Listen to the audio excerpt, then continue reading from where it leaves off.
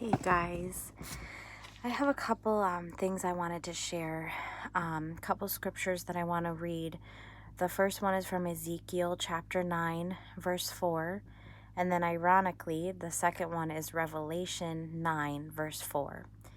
And they both reference the marking and the seal upon our foreheads, those of us who belong to the Lord. Ezekiel 9, verse 4, actually starting a little bit before verse 4, it says, "And he called to the man clothed with linen, who had the writer's inkhorn at his side. And the Lord said to him, Go through the midst of the city, through the midst of Jerusalem, and put a mark on the foreheads of the men who sigh and cry over all the abominations that are done within it.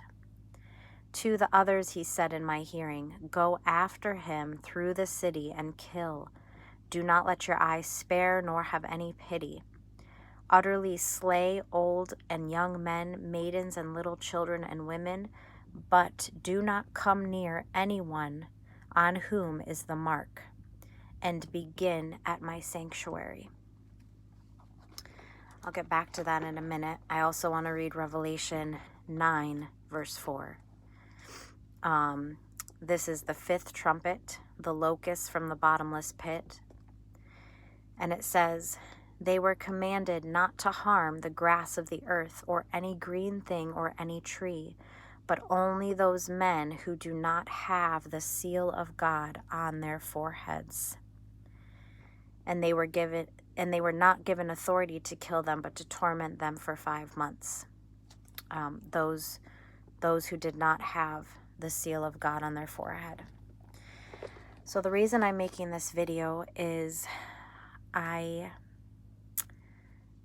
just had kind of an encounter with the Lord during prayer. First, he showed me that his name is written here on my forehead, in the spirit. And he just reinforced the fact that I am his sister and his spouse, that I belong to him, that I am part of the heavenly family of God, part of the household of God. It's kind of like he's putting his claim on me once again and reminding me who I am and whose I am.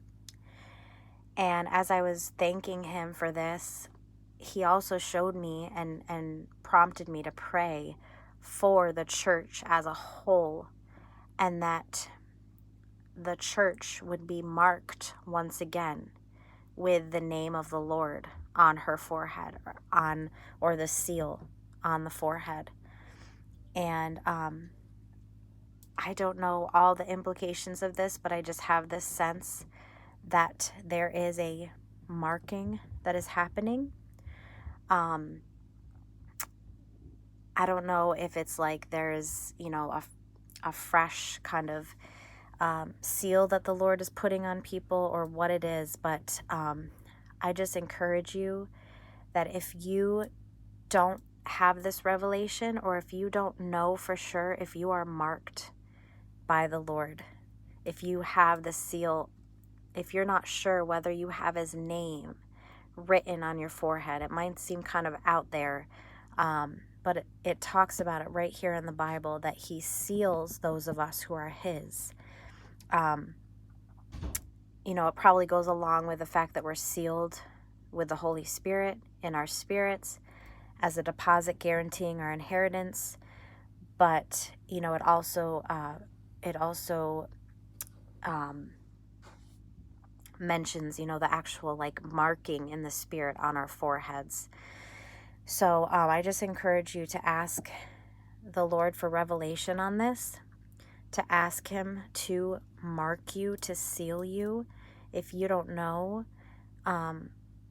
whether, if you're questioning whether you're his or not, that you would just ask for that confirmation.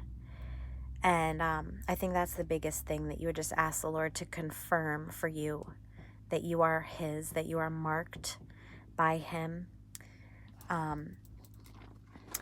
And